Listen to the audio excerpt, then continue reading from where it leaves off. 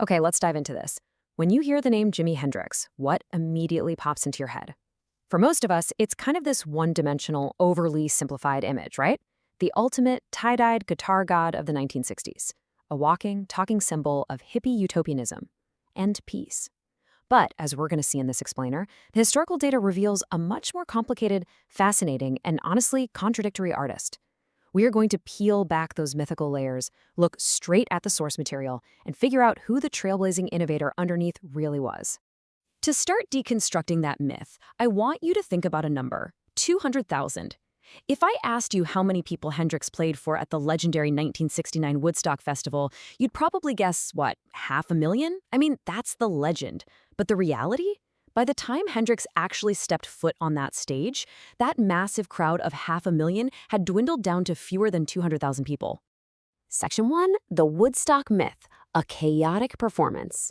Let's move to and see how this builds, because that drastically smaller crowd size, yeah, that's just the tip of the iceberg when we're talking about the realities of that muddy, chaotic 1969 set. Get this. Research from Worcester Polytechnic Institute completely shatters what we think we know about this iconic performance. First off, thanks to crazy weather and technical delays, Hendrix did not play some glorious Sunday night closing set. Nope, he played on a Monday morning at 9 a.m. People were literally exhausted, packing up and leaving to get back to work and school. And he wasn't even supposed to be the closing act. The organizers originally wanted the singing cowboy Roy Rogers to close out the whole festival with Happy Trails. No way, right? When Rogers declined, Hendrix stepped in. He also played a super rare encore, Hey Joe, which he almost never did. Oh, and perhaps the biggest twist, he was playing with a completely temporary band. Now, what's really interesting about this slide is the stark contrast between his bands. We all know the Jimi Hendrix experience, right? That powerhouse trio dominated by two white English musicians that helped him break out in the first place. But for Woodstock, that band was history. They'd broken up. So Hendrix throws together this temporary, much larger group he called Gypsy Suns and Rainbows. And this is absolutely crucial because it deliberately showcased black musicians. He brought in his old friends, bassist Billy Cox and guitarist Larry Lee. In fact, it was the only Hendrix band to ever feature a second guitarist, which really allowed him to reconnect with his roots, up there on that massive stage. Section 2, a sonic revolution, engineering new sounds. To understand exactly how he got to that Woodstock stage, we've got to shift back to his debut album, Are You Experienced? We're going to explore how he pioneered a completely new musical language. He wasn't just playing rock and roll, he was engineering a literal sonic revolution. And there is a micro-narrative from the 1967 Monterey Pop Festival that grounds this explosive revolution perfectly. So Hendrix and The Who are both on the bill, right? And neither of them wanted to follow the other. Why? Because they both knew exactly how wildly destructive and captivating their own sets were.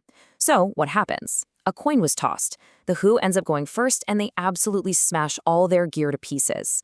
So how does Hendrix respond? He ups the ante and literally sets his guitar on fire.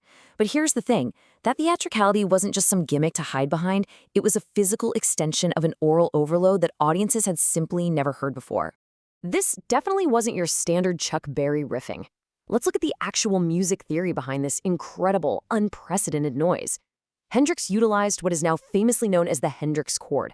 Technically, it's an E-dominant seventh with a sharp ninth. Now, what does that actually mean? Well, it creates this deeply clashing sound that sits right smack in the middle between major and minor keys. In massive hits like Purple Haze, he paired this with a flatted fifth note, which, if you know Western musical traditions, is called the devil in music, tritone. It's dissonant, it's clashing. It wasn't the sound of soothing flowers in your hair, you know? It was an aggressive, fuzzed-out snarl. Section 3, defying racial boundaries, race and rock guitar, which leads us into one of the deepest paradoxes of his entire career. A black artist mastering and essentially dominating the historically white domain of rock guitar soloing. Hendrix's whole journey was this ceaseless struggle against racial and cultural stereotyping. I mean, look at his path. He starts out in poverty in Seattle, then moves to the highly segregated and restrictive Chitlin circuit, based out of Nashville. Eventually, he finds a slightly more open, mixed audience in New York's Greenwich Village. But to find true acceptance, he literally had to travel all the way across the Atlantic to London. In the mid-1960s, rock music freely borrowed from black musical forms all the time, but it very rarely allowed black performers themselves to cross over into massive mainstream rock success. And this brilliantly illustrates the intense friction he faced early on. On the Chitlin circuit, when he was backing up acts like Little Richard, the rules for a sideman were incredibly rigid. You stand in the back, you play your simple chord progressions, and you absolutely never, ever upstage the star. But Hendrix's reality? He was a flamboyant frontman to his core. Even back then, he's playing the guitar with his teeth, he's gyrating, he's demanding attention. He had to break completely out of those conventional boxes of authentic Black music of the era just to express his full artistic vision. Section 4. The Sound of Trauma, Channeling 1960s Anguish. Because once he finally had the freedom to express that vision, what was he actually saying? The common myth is that he's just the soundtrack to hippie, peace, and love, but the sources suggest something much heavier. His music is actually the sound of trauma. Historian Michael J. Kramer captures the opening notes of Purple Haze perfectly. He says, and I quote, "This is no call for peace and love here. It's a fuzzed-out, nasty snarl." That really hits you, right? The song conveys fear. It conveys mixed-up confusion and dissociation. Hendrix was actively channeling the deep anguish of the 1960s. He was asking fundamental questions, not just about fairness, but about the very groundings of self and society. And think about this really fascinating connection. Before he was a rock star, Hendrix was a paratrooper. He served in the Screaming Eagles of the U.S. Army's 101 1st Airborne. During the Vietnam War, the military widely used the M18 colored smoke grenade, which basically spread this thick, blinding cloud of purple cover smoke. On top of that, American servicemen regularly referred to going out on dangerous jungle patrols as getting hazed. So when you put that together psychically and associatively, Purple Haze isn't just some simple psychedelic drug anthem. It's heavily informed by a militarized world of violence. It literally transports the listener to a sonic realm sitting somewhere between the Mississippi Delta and the Mekong Delta. Section 5. The Price of Genius. Chaos in the Ranks. Now, operating at this level of relentless, uncategorizable genius, it comes with a pretty heavy price, particularly when we look at the friction and outright chaos it caused within his own inner circle. So, the crucial point is that by 1969, a massive rift had formed. On one side, you've got the audience and his own rhythm section, especially bassist Noah Redding. They just wanted to play the old hits, keep things simple, and ride that massive wave of rock stardom. But Jimi Hendrix, he wanted to expand the band. He wanted to push boundaries and play an entirely new, highly experimental music. The ultimate breaking point finally happened at the Denver Pop Festival in June 1969. After a totally chaotic show where Jimi actually told reporters he was enlarging the band, Noah Redding just walked right up to him, said goodbye, caught a plane back to London, and quit the experience for good. The artistic friction was literally just too much to handle. Section 6. The Uncategorizable Legacy, Electric Sky Church. This brings our explainer to its final section, focusing on how this pursuit of what he famously called an electric sky church defied absolutely every label. Hendrix absolutely refused to be boxed into any single ideological corner. I mean, everybody wanted a piece of him. People tried to claim him for the Black Panther nationalists, or they wanted him to be the face of the new leftists, or just your simple hippie utopian. But he resisted all of it. Instead, he sought a universalist, race-blind world.